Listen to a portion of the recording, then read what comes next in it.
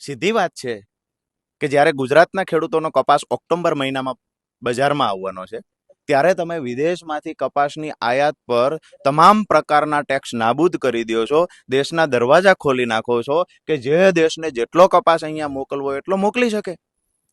ક્યાંક ને ક્યાંક વિકસિત દેશના ખેડૂત જે અહીંયા ગુજરાતના ખેડૂત કરતા 6 ગણું 7 ગણું ઉત્પાદન વધારે લે છે પ્રતિ હેક્ટર, ક્યાંક ને ક્યાંક એમનો ઉત્પાદન ખર્ચ પ્રતિ 20 કિલોએ 250 થી 300 રૂપિયા, જ્યારે ગુજરાતના ખેડૂતનો 1400 રૂપિયા છે પ્રતિ 20 કિલોનો ઉત્પાદન ખર્ચ.